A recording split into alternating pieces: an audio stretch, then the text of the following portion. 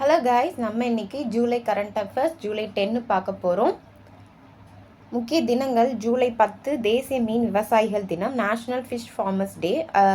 அதாவது 1957 வந்துட்டு doctor HL Chowdhury மற்றும் டாக்டர் KH அலிஹுன்ஹி இவங்க வந்துட்டு உள்நாட்டிலே மீன் இனங்களை தூண்டப்பட்ட இனப்பெருக்க தொழில்நுட்பத்தை வெற்றிகரமாக செய்த சாதனையை வந்து நினைவு கூறுற வகையில் தான் இந்த நாள் நம்ம செலிப்ரேட் பண்ணிகிட்டு இருக்கோம். ஜூலை 10 தேசிய மீன் விவசாயிகள் தினம். இதில் வந்துட்டு இந்த வருஷத்துக்கான கருத்துரு பார்த்தோம் அப்படின்னா, மீன் விவசாயிகளுக்கு அதிகாரம் அளித்தல், எம்பவரிங் த ஃபிஷ் ஃபார்மர்ஸ், அதான் இந்த வருஷத்துக்கான கருத்துருவாக இருக்குது. அடுத்து பாருங்க, இந்திய பெருங்கடல் பிராந்தியத்தில் எதிரி நாட்டு கப்பல்களை கண்காணிப்பதற்காக உள்நாட்டிலே நீரடி ஒளி இலை உணர்திறன் அமைப்பு என்னும் திட்டத்தை தொடங்கியுள்ள அமைப்பு எதுன்னு பார்த்தோம் அப்படின்னா DRDO, அதாவது வந்துட்டு defence research and development organisation தான் இப்போது இந்த கண்காணிப்பு அமைப்பை வந்துட்டு உருவாக்கியிருக்காங்க. அதாவது நீரடி ஒளி இலை உணர்திறன் அமைப்பு. ஸோ இதை டீட்டெயிலாக பார்க்கலாம். இந்த நீரடி ஒளி இலை உணர்திறன் அமைப்பு பார்த்தோம்னா UFOSS, அதாவது under water fibre optic sensing system. So இது பார்த்தோம் அப்படின்னா கடல் படுக்கையை வந்துட்டு அடிப்படையாக கொண்டு அதன் வழியாக செல்லும் எதிரி நாட்டு கப்பல்கள் மற்றும் நீர்மூழ்கி கப்பலை வந்து துல்லியமாக கண்காணிப்பதற்காண்டி இதன் உருவாக்கியிருக்காங்க. ஸோ கடல் படுக்கைன்னு பார்த்தோம் அப்படின்னா பொருத்தப்படும் ஒளி உணர் கருவிகள் வந்துட்டு, அதாவது அந்த கடற்கரை ஓரமாக வந்து பொருத்துவாங்க. ஸோ நீரின் அலைவரிசை வந்துட்டு சத்தம், அதுக்கப்புறம் பொறியியல் அதிர்வுகள் மற்றும் இயந்திர ஒளிகளை பயன்படுத்தி அதை வந்து கண்டுபிடிக்கும். ஸோ அதில் வந்துட்டு எதிரி நாட்டு கப்பல் இருக்குது இல்லை நீர்மூழ்கி இருக்குது அப்படின்னு சொல்லிட்டு அந்த நீரினோட அலைவரிசையோட சத்தம், அதுக்கப்புறம் அதிர்வுகளை வச்சு நம்மளுக்கு அது கண்டுபிடிச்சு சொல்லும். அதே மாதிரி இந்த அமைப்பு வந்து கடல்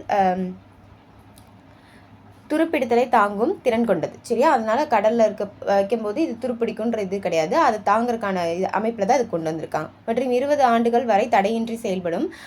அதே மாதிரி இது இந்தியாவின் கடல்சார் பாதுகாப்பு திறனை வலுப்படுத்துறதுக்காண்டி தான் இந்த DRDO அமைப்பால் வந்து தொடங்கப்பட்டிருக்கு. அடுத்து பாருங்க, சுவிட்சர்லாந்தின் ஜெனீவாவில் நடைபெற்ற வர்த்தகம் மற்றும் மேம்பாட்டுக்கான ஐக்கிய நாடுகளின் மாநாட்டின் UNCTAD, அதாவது வந்துட்டு UN ட்ரேட் அண்ட் டெவலப்மெண்ட், நுகர்வோர் பாதுகாப்பு சட்டம் மற்றும் கொள்கை குறித்த நிபுணர்களின் அரசுகளுக்கிடையான குழுவின் 9வது அமர்வின் தலைவராக நியமிக்கப்பட்டுள்ள நாடு எதுன்னு பார்த்தோம் அப்படின்னா இந்தியா. ஸோ இப்போது சுவிட்சர்லாந்தில் ஜெனீவாவில் நம்மளுக்கு UNCTAD, அதாவது UN ட்ரேட் அண்ட் டெவலப்மெண்ட் அப்படின்ற ஒரு கூட்டம் நடந்திருக்கு. ஸோ அதோட 9வது அமர்வில் வந்துட்டு தலைவராக இந்தியா வந்துட்டு நியமிக்கப்பட்டிருக்காங்க. அதாவது inter governmental group of experts. சரியா? இவங்கெல்லாம் சேர்ந்து நிபுணர் குழு வந்து நமக்கு அமைச்சிருக்காங்க. ஸோ அதில் வந்துட்டு இப்போ 9வது அமர்வில் யார் தலைவராக இருக்காங்கன்னா இந்தியா. சர்வதேச அளவில் நுகர்வோர் பாதுகாப்பிற்காக ஐக்கிய நாடுகள் வகுத்துள்ள வழிகாட்டுதல் தான் வந்துட்டு இந்த UNGCP, அதாவது United Nations guidelines for consumer protections. Consumer பொருள் வாங்குறவங்களோட பாதுகாப்புக்காண்டி தான் இந்த சர்வதேச அளவில் வந்து நுகர்வோர் பாதுகாப்பிற்காக ஐக்கிய நாடுகள் வந்து ஒரு வழிகாட்டுதலை வந்து கொடுத்துருக்காங்க.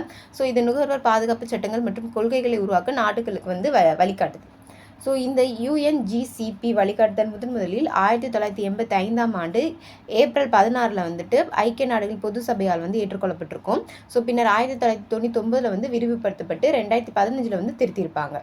ஸோ நுகர்வோர் உரிமைகள், தயாரிப்பு பாதுகாப்பு, நியாயமற்ற வர்த்தக நடைமுறைகளிலிருந்து பாதுகாப்பு, அதே மாதிரி டிஜிட்டல் வர்த்தக பாதுகாப்பு மற்றும் நிலையான நுகர்வு ஆகியவற்றை மேம்படுத்துவதற்காண்டி தான் இந்த அமைப்பு கொண்டு வந்திருக்காங்க. ஸோ இது ஒரு பிணையற்ற மென்மையான சட்ட கருவியாக வந்து இருக்கும் அப்படின்னு சொன்னாங்க. அதாவது நான் பைண்டிங் சாஃப்ட் லா இன்ஸ்ட்ருமெண்ட். அடுத்து பாருங்க, செயற்கை நுண்ணறிவின் எதிர்காலத்தை வடிவமைக்கவும் நம்பகமாக AI மேம்பாட்டை உறுதி செய்யவும் ஐக்கிய நாடுகள் சபை தொடங்கியுள்ள உலகளாவிய ஆணையத்தின் பெயர் என்ன அப்படின்னா நன்மைகளுக்கான செயற்கை நுண்ணறிவு உலகளாவிய ஆணையம், AI for good global commission அப்படின்றத இப்போ ஐக்கிய நாடுகள் சபை வந்து தொடங்கியிருக்காங்க. ஸோ இப்போ சுவிட்சர்லாந்தில் ஜெனீவாவில் வந்துட்டு சர்வதேச தொலைத்தொடர்பு ஒன்றியம் வந்து ஏற்பாடு செய்த நன்மைகளுக்கான செயற்கை நுண்ணறிவு உலகளாவிய உச்சி மாநாட்டின் ஒரு பகுதியாக இந்த ஆணையம் வந்து தொடங்கப்பட்டிருக்கு. ஸோ நம்பகமான செயற்கை நுண்ணறிவை மேம்படுத்துவதற்கும் டிஜிட்டல் பிளவை வந்து குறைப்பதற்காண்டியும் அதே மாதிரி நடைமுறை அறிமுகங்களை உருவாக்குவதற்கும் இந்த உலகளாவிய ஆணையம் வந்து நிறுவப்பட்டிருக்கு.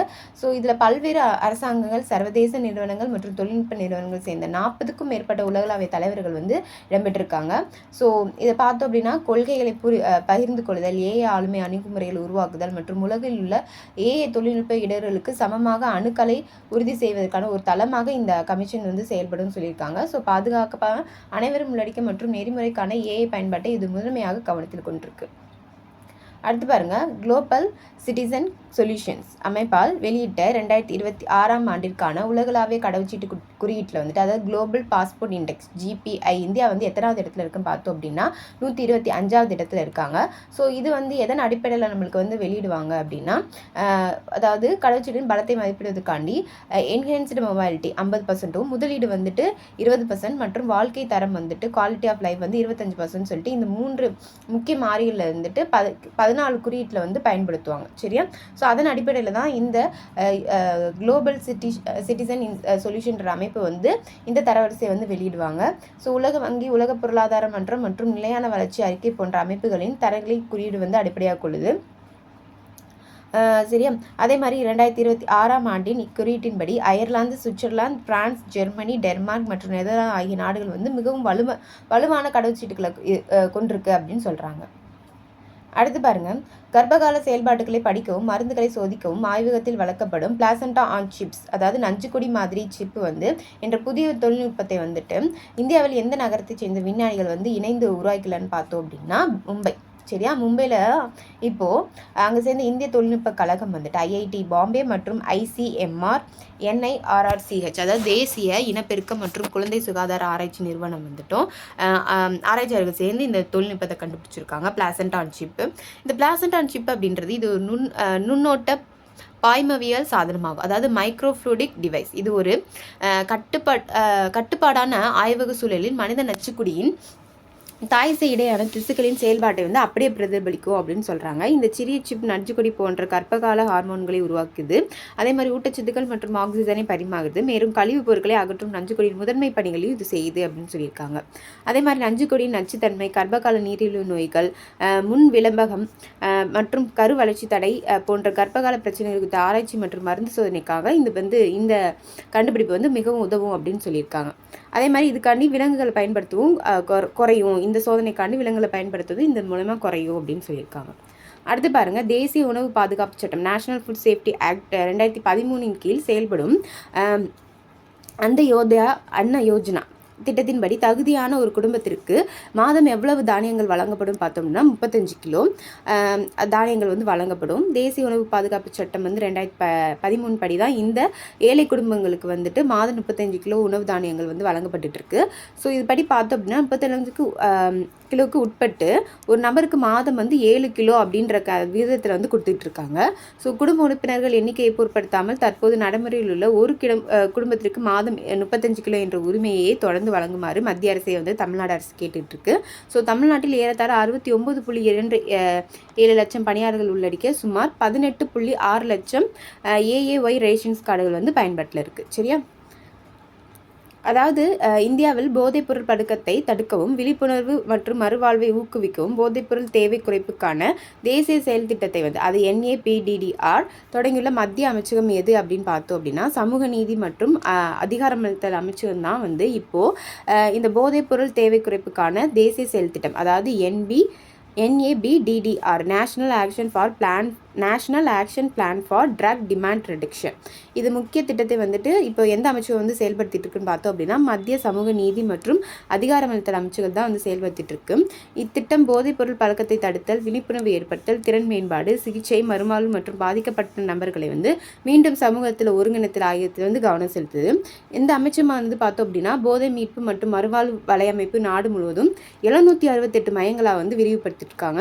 ஸோ போதை மீட்புக்காண்டி 14,446 என்ற கட்டணமில்லா உதவி எண் வந்துட்டு செயல்பட்டு இருக்கு. ஸோ அதோட நஷா முக்த் பாரத் அபியான் என்ற பிரச்சாரத்தின் மூலம் போதைப்பொருள் இல்லாத இந்தியாவை உருவாக்கவும் விழிப்புணர்வு வந்து ஏற்படுத்தப்பட்டு இருக்கு. ஸோ இதோட ஜூலை 10க்கான கரண்ட் அஃபேர்ஸ் முடிஞ்சு.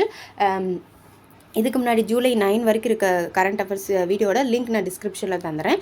அதே மாதிரி வந்துட்டு மே மந்த் அண்ட் ஜூலை மந்த்க்கான கரண்ட் அஃபேர்ஸ் PDF வேணும்னு நினைக்கிறவங்க டிஸ்கிரிப்ஷனில் வாட்ஸ்அப் நம்பர் இருக்குது. ஸோ வாட்ஸ்அப் பண்ணி வாங்கிக்கோங்க. வீடியோ பிடிச்சிருந்துச்சுன்னா லைக் பண்ணுங்கள். தேங்க்யூ.